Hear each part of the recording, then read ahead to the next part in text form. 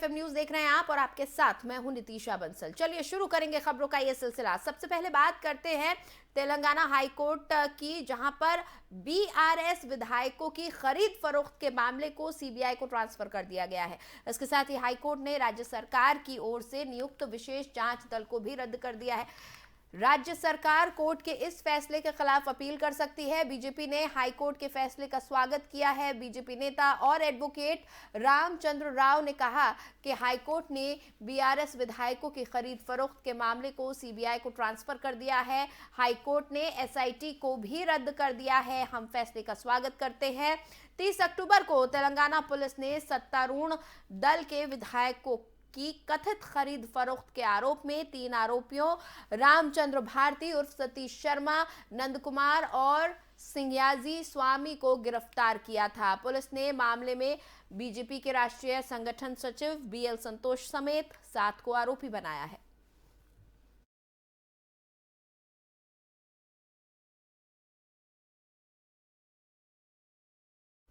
AIMIM अध्यक्ष असदुद्दीन ओवैसी ने मथुरा की शाही ईदगाह मस्जिद के सर्वेक्षण के संबंध में स्थानीय कोर्ट के आदेश पर असहमति जताई और कहा कि आदेश का पूजा स्थल अधिनियम का उल्लंघन है। यह आदेश और क्या कुछ कहा ओवैसी ने, आइए सुनवाते हैं।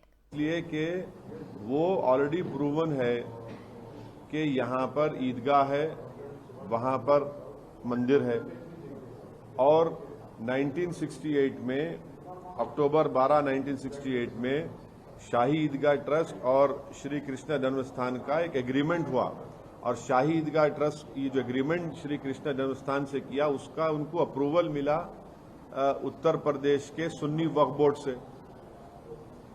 19 प्लेसेस ऑफ वर्शिप एक्ट अभी भी है, पार्लियामेंट का कानून है, लॉ है 1991 का, जो ये कह दिया कि 15 अगस्त 1947 को बाबरी मस्जिद को छोड़कर जितने भी प्लेसेस ऑफ वर्शिप हैं, चाहे वो मुसलमान के हो, हिंदुओं के हो, ईसाइयों के हो, सिख के हो, उसको डिस्टर्ब नहीं करेंगे। और आखिरी बात यह है कि लीगल एक्सपर्ट्स ये उनका मानना यह है कि सिविल डिस्प्यूट में अगर कोई सर्वे होता है तो लास्ट रिसोर्ट होता है। आप पहला रिसोर्ट में सर्वे कर रहे हैं आप। हम उम्मीद करते हैं कि वहां की ईदगाह ट्रस्ट के लोग इस गलत ऑर्डर के खिलाफ वो अपील करेंगे और कोर्ट उस पर देखेगा। बीएचपी जिस तरीके से आपके ऊपर बयानबाजी कर रही है और आपको भड़काऊ भाईजान करके नाम दे रही है और इस मुद्दे को लेकर आगे बढ़ रही है, आप क्या नहीं, वो लोग तो यही चाहते हैं कि दोबारा मुल्क में विश्व हिंदू परिषद आरएसएस यही चाहती है, जिसमें बीजेपी भी शामिल है, कि दोबारा इस मुल्क में जो 1980s में और 90 में जो मुल्क में जो नफरत की फिजाएं उठी थी वही माहौल देखना चाहते हैं। और ये बड़ी हैरतअंगेज बात है कि बीजेपी सत्ता में है और देश के प्रधानमंत्री विश्व हिंदू परिषद को। और चलिए अब बात करते हैं भारत जोड़ो यात्रा की। दरअसल कांग्रेस ने 3 जनवरी को उत्तर प्रदेश में दाखिल होने जा रही भारत जोड़ो यात्रा में शिरकत के लिए समाजवादी पार्टी के अध्यक्ष अखिलेश यादव और बसपा की मुखिया मायावती समेत विभिन्न विपक्षी दलों के नेताओं को न्योता भेजा है। कांग्रेस ने जिन नेताओं को न्योता भेजा है उनमें सबसे हैरान करने वाला नाम दिनेश शर्मा का है, जो कि बीजेपी नेता है और पूर्व डिप्टी सीएम है। विरोधी पार्टी के नेता को न्योता भेजने के पीछे खास वजह बताई गई है। कांग्रेस की उत्तर प्रदेश इकाई के प्रवक्ता अशोक सिंह ने बताया कि पार्टी ने सपा अध्यक्ष अखिलेश यादव, सपा विधायक शिवपाल सिंह यादव, बसपा प्रमुख मायावती और आरएलडी के अध्यक्ष जयंत चौधरी को भारत जोड़ो यात्रा में शिरकत के लिए सोमवार को निमंत्रण भेजा है। उन्होंने बताया कि इसके अलावा सुहेल देव, भारतीय समाज पार्टी के मुखिया ओम प्रकाश राजभर और भारतीय कम्युनिस्ट पार्टी के सचिव अतुल अंजान को भी यात्रा का न्योता दिया गया है। अशोक सिंह ने साथ ही बताया कि दिनेश शर्मा को भी निमंत्रण दिया गया है, लेकिन उन्हें लखनऊ विश्वविद्यालय के प्रोफेसर के रूप में न्योता दिया गया है। इसके अलावा लखनऊ विश्वविद्यालय के हिंदी विभाग के प्रोफेसर रविकांत को भी यात्रा में शामिल होने का न्योता दिया गया है।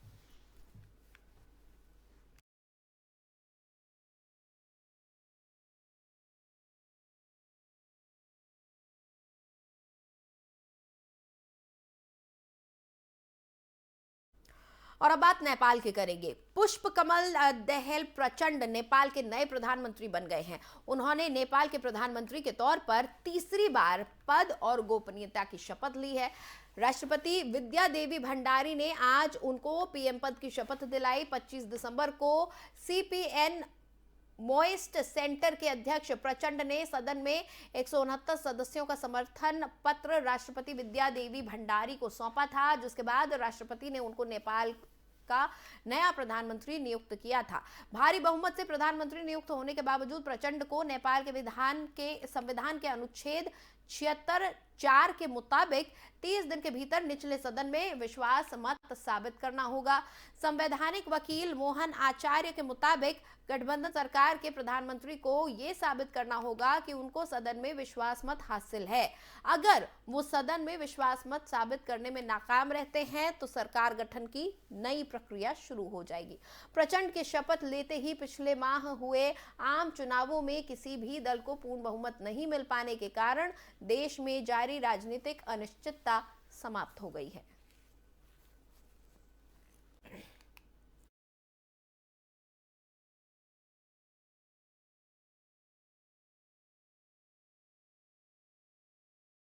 चलिए आगे बढ़ेंगे। राजस्थान लोक सेवा आयोग की सेकंड ग्रेड टीचर भर्ती परीक्षा का जीके पेपर लीक होने के मामले में विरोध प्रदर्शन जारी है। आए दिन धरना प्रदर्शन से राजस्थान सरकार की मुश्किलें बढ़ गई हैं। जोधपुर में राष्ट्रीय लोकतांत्रिक पार्टी के लोगों ने कलेक्ट्रेट के बाहर जमकर विरोध प्रदर्शन किया और घटना की सीबीआई जांच की मांग के लिए ज्ञापन भी सौंपा। कार्यकर्ताओं ने कलेक्ट्रेट के बाहर सरकार विरोधी नारे भी लगाए। कलेक्ट्रेट के सामने कार्यकर्ताओं ने लेटकर प्रदर्शन किया और राजस्थान सरकार के पुतले को जलाया। प्रदर्शनकारियों ने राजस्थान सरकार पर गंभीर आरोप लगाए हैं।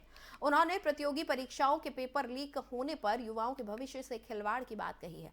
आए दिन हो रहे पेपर लीक प्रकरण के बाद भी आरोपियों पर सख्त कार्रवाई नहीं की जा रही है। ऐसे में राजस्थान सरकार की जगह सीबीआई जांच कर पेपर लीक गिरोह का पर्दाफाश करे। प्रदर्शनकारियों ने शिक्षा मंत्री को बर्खास्त करने की भी मांग की है।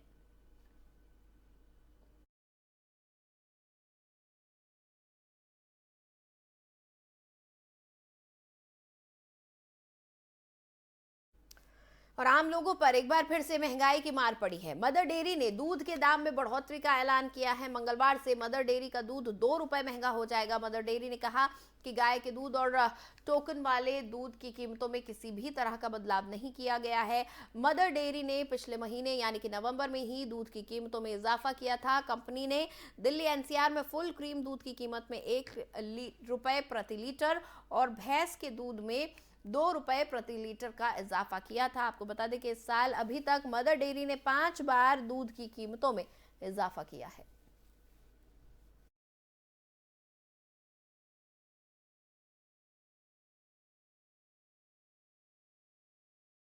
उधर बिहार में एक बार फिर सीबीआई ने पूर्व मुख्यमंत्री लालू प्रसाद यादव के खिलाफ भ्रष्टाचार के एक मामले को खोल दिया है। बताया गया है कि सीबीआई ने वर्ष 2018 में एक रेलवे परियोजना के आवंटन में भ्रष्टाचार का मामला दर्ज किया था, जो साल 2021 में बंद कर दिया गया था। बता दें कि यह मामला बिहार में गठजोड़ के कुछ माह बाद सामने आया है। जानकारी के मुताबिक मई 2021 में इस मामले की जांच को बंद कर दिया गया था। इस मामले में लालू यादव के अलावा उनके बेटे और बिहार के डिप्टी सीएम तेजस्वी यादव, बेटियां चंदा यादव और रागिनी यादव भी नामजद हैं। मामले को फिर से खोलने का सीबीआई का यह कदम नीतीश कुमार की ओर से बिहार में भाजपा से अलग होने और सरकार बनाने के लिए राष्ट्रीय जनता दल के साथ हाथ मिलाने के कुछ महीनों बाद आया है। रिपोर्ट्स के मुताबिक आरोप है कि संपत्ति को डीएलएफ की ओर से वित्त पोषित शेल कंपनी द्वारा 5 करोड़ रुपए में खरीदा गया था। शेल कंपनी को तब तेजस्वी यादव और लालू यादव के अन्य रिश्तेदारों ने शेयर हस्तांतरण द्वारा मात्र 4 लाख रुपए में खरीदा था, जिससे उन्होंने दक्षिण दिल्ली में बंगले का मालिकाना हक मिला था। ये कदम ऐसे समय में आया है जब 73 वर्षीय लालू यादव इसी महीने की शुरुआत में सिंगापुर से किडनी ट्रांसप्लांट के बाद ठीक होकर आए हैं।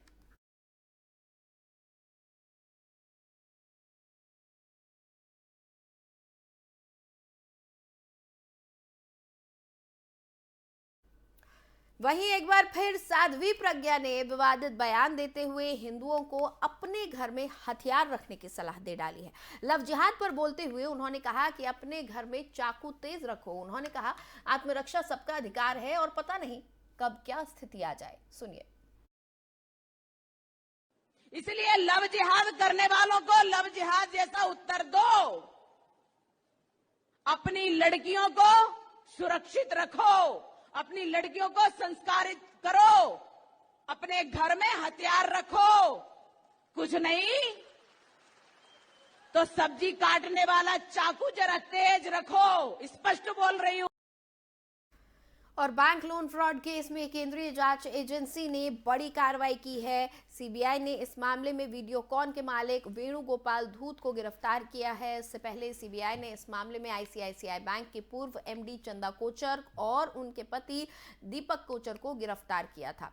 आरोप था कि जब चंदा कोचर आईसीआईसीआई बैंक की कमान संभाल रही थी तब उन्होंने वीडियोकॉन ग्रुप को लोन दिया था। बदले में चंदा के पति दीपक कोचर की कंपनी ने न्यू रिन्यूएबल को वीडियोकॉन से निवेश मिला था। वीडियोकॉन ग्रुप को 3,250 करोड़ का बैंक लोन देने के मामले में सीबीआई ने पिछले हफ्ते आईसीआईसीआई बैंक के पूर्व एमडी और सीईओ चंदा कोचर और उनके पति दीपक कोचर को गिरफ्तार किया था। इसके बाद दोनों को मुंबई की विशेष कोर्ट ने 3 दिन की सीबीआई हिरासत में भेज दिया। 2012 में वीडियोकॉन ग्रुप को आईसीआईसीआई बैंक द्वारा लोन दिया गया था, जो बाद में एनपीए हो गया और बाद में इसे बैंक फ्रॉड कहा गया। सितंबर 2020 में प्रवर्तन निदेशालय ने दीपक कोचर को गिरफ्तार कर लिया था। दरअसल 2012 में चंदा कोचर के नेतृत्व में आईसीआईसीआई बैंक ने वीडियोकॉन ग्रुप को जो 3,250 करोड़ का लोन दिया था, वो 6 महीने बाद वेणुगोपाल धूत के स्वामित्व वाली मैसेज सुप्रीम एनर्जी ने मैसेज न्यू पावर रिन्यूएबल्स को 64 करोड़ का लोन दिया, जिसमें दीपक कोचर की 50% हिस्सेदारी है।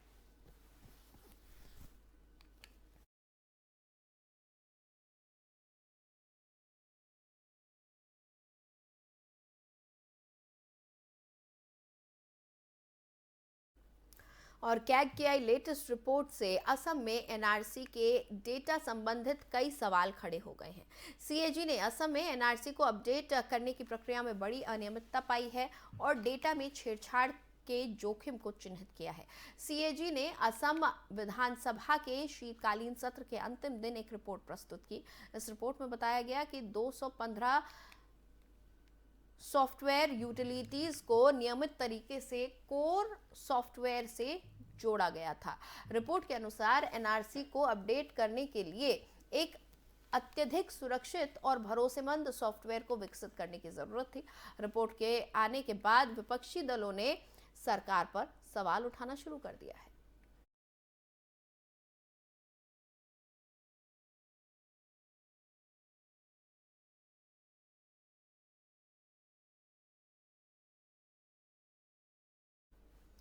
और मशहूर तेलुगु एक्टर चिलपति राव का 78 साल की आयु में दिल का दौरा पड़ने से निधन हो गया। चिलपति राव ने तेलुगु फिल्मों में कॉमेडी और विलन के रोल निभाए हैं।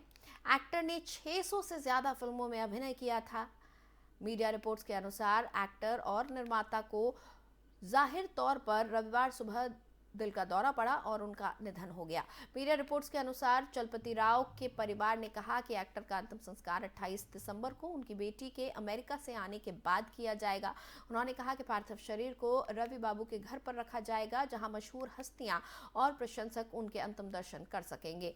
चलपति राव के निधन की खबर जैसे ही फैली, इंडस्ट्री में उनके साथी और फैंस ने शोक जताने के लिए सोशल मीडिया का रुख किया। एक्टर और निर्माता नंदामुरी कल्याण राम ने अपने ऑफिशियल ट्विटर अकाउंट से चलपति राव के परिवार के प्रति अपनी संवेदनाएं जाहिर की। चलपति राव की प्रोडक्शन कंपनी के तहत कलयुग, कृष्णु, कड्डापरेडम्मा, जगनाटकम, पेलेंटे नूरेला पंटा जैसी कई फिल्में बनी थी।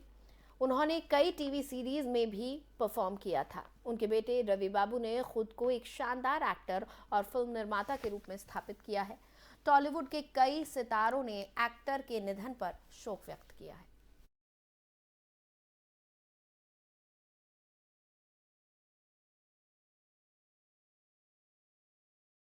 और शिवराज सरकार ऊर्जा मंत्री प्रद्युम्न सिंह तोमर को केंद्रीय मंत्री ज्योतिरादित्य सिंधिया ने अपने हाथों से चप्पल पहनाई।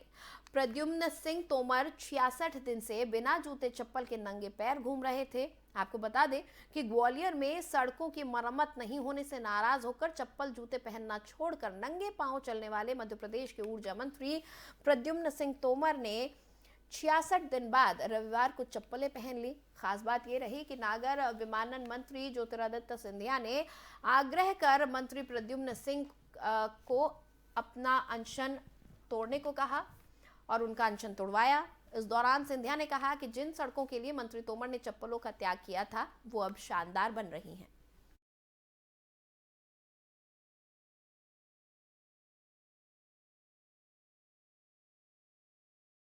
और फिलहाल इस बुलेटिन में इतना ही। मुझे दे इजाजत, लेकिन खबरों के लिए आप बने रहिए FM न्यूज के साथ।